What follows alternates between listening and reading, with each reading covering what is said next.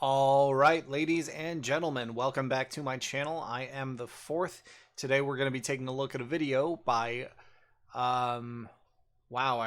Bishop Holsonback. There we go. I forgot his name for a little bit there. I need to put the name up on my stream somewhere so I can watch that. Anyway, so this is Bishop Holsonback. He kind of has a little, Australian vibe thing going, kind of. I see all the crosses and everything behind him, so that's, I mean, obviously he's a very religious man.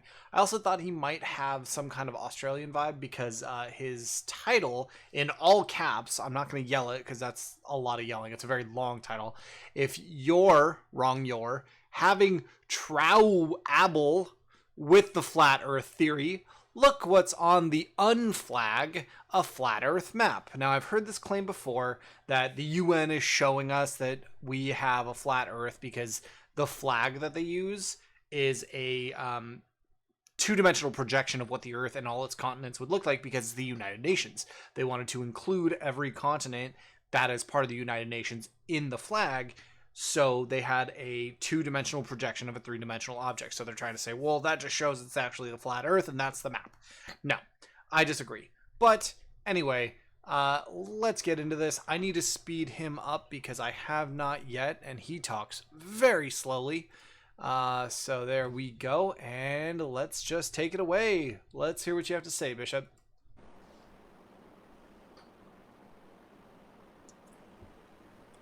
I said let's hear what you have to say, Bishop. Did you not realize you're live or recording? No, this is a recording. He could have cut all this out. Bishop. Hey. Focus, Bishop. Ugh. What do you... Bro, you cut all of this out. Why don't you edit your videos? Alright, my friends. My name is Bishop Holsonback, and this is my YouTube channel, and I want to thank you so much for tuning in. Well, you're welcome. Also, we're not friends. I don't know you. Alright, my friends. We're not friends. We're going to be talking about if the bad Enoch wrote books. I'm sorry, my friends. If the righteous Enoch wrote books, so did the bad Enoch. Okay, not friends. Secondly, what the Enoch? Bad Enoch and good Enoch. Let's look this up. Bad Enoch. Enoch is a biblical figure prior to Noah's flood and the son of Jared and the father of Methuselah. He was an antediluvian period in the Hebrew Bible. The Enoch is not to be confused with Cain's son. Okay, so that's the other Enoch. This Enoch is not to be confused with Cain's son, Enoch. I know Cain's son had to bear the mark of Cain because Cain killed his brother Abel. And so everyone in his family was marked for all time. Anyway, textbook of Genesis says Enoch lived 365 years before he was taken by God. Well, that raises a big red flag for me. So I guess both the bad one and the good one wrote books. Cool. Let's keep going. Okay, my friends. It's common sense. I mean, not really. Just because somebody writes a book doesn't mean that the person on the other side of the argument also has to write a book. I mean, I disagree with flat earthers, and I have not written a book. I'm sure there are flat earthers who have. But I don't know. My friends, in my research... research? On the firmament. My friends, the firmament is the most overlooked word in our Holy Bible. We're not friends, and I doubt that very much. You open up your Holy Bible. It says firmament 5 to 7 times. Firmament. Wow, 5 to 7 times, huh? Let's see, how many words are in the Bible? 783,137.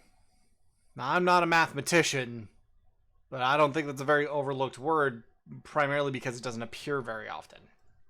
Firmament. 5 to 7 times it says firmament. 17 times throughout your Holy Bible. Oh, is it 5 to 7 or 17? Yep, let's be charitable. Let's be charitable. Let's say it's 17 times that the word firmament is used in the Holy Bible. Now, like I said, there's about 783,173 words in the Bible.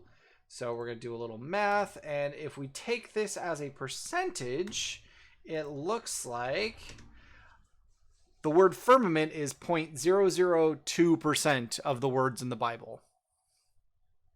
I don't think that's overlooked. I think it's just a very small, minute amount of the words in there. Mentions the word firmament, but nobody knows what the firmament is. Well, supposedly some kind of dome. I'm here to testify this morning. All right. Well, which one is it? Hey, my friends, what did Yahweh do on the second day?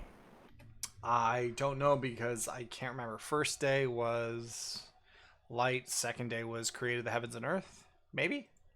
What did Yahweh do on the second day? He created the firmament on the second day. I mean, I was pretty close to right. Heavens and earth, I believe that to be, if we're taking the Bible literally, I believe that to be planets and space. This is what Yahweh did on the second day. Wow, lighting All change. right, my friends. Please comment in the comment box. You know what we're talking about? If the righteous Enoch wrote books, so did the bad Enoch. That's what I said, my friends. If the righteous Enoch wrote books, I'm going to have to ask him what the difference between the righteous Enoch and the bad Enoch are. Maybe get some clarification there. so did the bad Enoch. We're talking about how the firmament is the most overlooked word in your Holy Bible. I was just saying, what did Yahweh create on the second day? The firmament. My opinion is, the firmament is to protect us from different realms and different dimensions. But we have no proof of different realms or different dimensions. I'm not saying they don't exist, but I don't think we have a giant big dome over us trying to protect us from something that we can't prove to exist or not. That are above. You know, my friends, there are many, many causes of the war in heaven. But the main cause was the fallen ones wanted their own realm. Weren't they given their own realm, and that's why they were the fallen ones? You know, my friends, in my research, I come across Warren von Bon. Who? Also, wasn't the war in heaven started because... I mean, the fallen ones had their own place. I thought the war in heaven was started when Diablo came back after inhabiting a person's body. Oh, that's Diablo 3. I guess in Diablo 2, he just... Oh, no. In Diablo 2, he never made it up to heaven. It was Diablo 3, he made it up to heaven. Warren von Bon. Great game series, by the way. Also, could not catch that name again. Let's try one more time. Was a rocket scientist. He built NASA from the ground up. He came over on the paperclip program.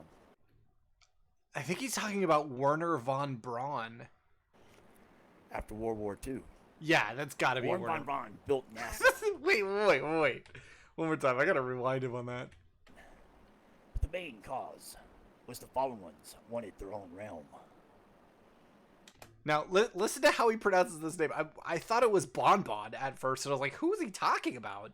But all these flat earthers seem to have a stick up their butt for Werner von Braun because, you know, he was part of a nationalist movement in the 1940s Germany that we're not really allowed to talk about on YouTube, which is weird because, I mean, it happened, but whatever. Anyway, let's hear about Werner von Braun, or Werner Bonbon.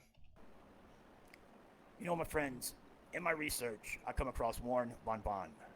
Warren von Bon was a rocket scientist. He built NASA. Werner von Braun was a rocket scientist who brought a lot of technology that the Germans had already over when he defected. From the ground up.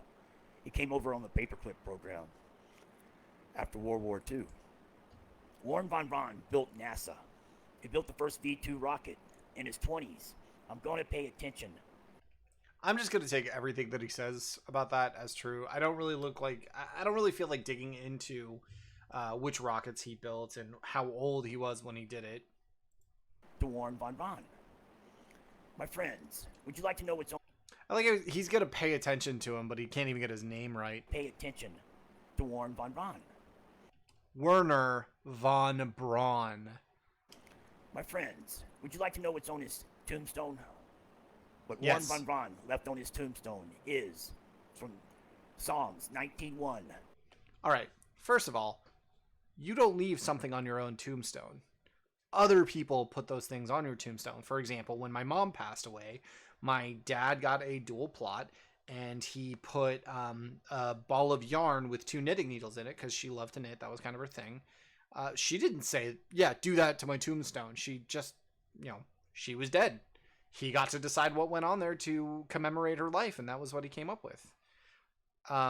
You don't get to pick what's on your tombstone unless you're like, also my father. They got a double plot, so he decided to put his end on it. His name is already on a tombstone, which is creepy. He just hasn't put the dates yet. But anyway, back to this. My sob story is over. Back to this. Psalms 19:1 is on Werner von Braun's tombstone. Left on his tombstone is from Psalms 19:1. Okay, so I did remember that. Psalms 19:1, and I'm going to Google that. That is, in fact, on Werner von Braun's tombstone. If that's actually Werner von Braun's tombstone, maybe it's a common name. I don't know. There's possibly somebody who's had that name since then. Anyway, Psalm 19:1. The heavens declare the glory of God. The skies proclaim the work of his hands. Day after day they pour forth. Night after night they display knowledge. There is no speech or language where their voice is not heard. All right? The firmament is Yahweh's handiwork. Okay, that's kind of a leap. You don't know if that's what he's referring to. He could just say that I know a lot of religious people who go into science to try and explain how God put the mechanisms in place. And yeah, I'm fine with that. I'm not saying that they're wrong for being scientists and still believing this. No, I don't care. You do whatever religion you want. But there is no firmament. And I feel like if it was mentioned so often in the Bible, you would have been able to find a quote that actually had the firmament mentioned in it, right? He's trying to tell us something. No, because he didn't put that on there. I'm sure it was his significant other, if they outlived him, or his next of kin who helped decide all of this stuff. And maybe this was a quote that he really enjoyed because it talks about the heavens, and he could have possibly seen the heavens as space. All right, my friends. Warren von Braun on his tombstone, Psalms 19:1. The firmament is Yahweh's handiwork. No, day after day they pour forth speech. Night after night they display knowledge. There is no speech or language where their voice is not heard, so the heavens stretch on forever. My friends, nobody is getting past the firmament. You see, there's a firmament above us, right? The firmament sits above. There's an ice ring that goes around, a circle of ice. I disagree that nobody's getting past the firmament because we've already sent probes beyond it. As for the ice ring, I prove it. Like, it's not that far out. You could probably just take an Arctic expedition and find the ice ring. My friends, Warren von Braun. Werner von Braun. This is going to upset me for the next 38 minutes, or 38 seconds, if he keeps saying it. Is a rocket scientist, right? Was. He is deceased. He was a rocket scientist. He became a man of Yahweh right before he passed away. All right. A lot of atheists become Christians on their deathbed. A lot of atheists become Christians in prison. A lot of people see religion as a great method for finding peace with what they've done in their life, because a lot of, especially Baptist religions, or especially Christian religions, i.e. Baptist, the one that I know the best, they tend to preach forgiveness quite a lot. No matter what you've done, no matter who you are, you can be forgiven as long as you, fully accept Jesus as your Lord and Savior. I'm not going to say, I don't want to say the actual name for a couple of different reasons, one of which probably YouTube algo will be like, hey, that's not a good word. He's trying to tell us something, my friends. All right, my friends, my name is Bishop Holsonback. This is my YouTube channel and my Facebook group, and I want to thank you all for tuning in. Hallelujah. Praise Yahweh's name. All right, Bishop, we are not friends, and no, I don't accept anything that you said in this. The firmament isn't proven. It isn't real. We wouldn't have satellite technology. We wouldn't have, the International Space Station. We wouldn't have had trips to the moon, probes to other planets. Russia just released photos of the Venus probe that touched down, and it got like 2 pictures before it was completely obliterated. And I love those images. We wouldn't have had the what was that called? The one that just broke out of our solar system. I think it was like a year or two ago. Odyssey? I don't remember. But or New Horizons. I can't remember. But we have had all of these different satellites, probes, and all these things sending back information to us. How do you disprove those have ever happened? Because they can't have if there was a firmament. Those are impossible to happen if there's a giant dome keeping everything inside. Like a massive snow globe that these people think we are. Anyway, so that's what I had for this one. I hope you guys enjoyed it. Leave me a like, comment, share, subscribe, whatever. Don't care. I'm just having fun doing this. Now, I'm going to go over to Twitch and probably play some Mass Effect Andromeda because I like space stuff. I'll talk to you guys later. Bye!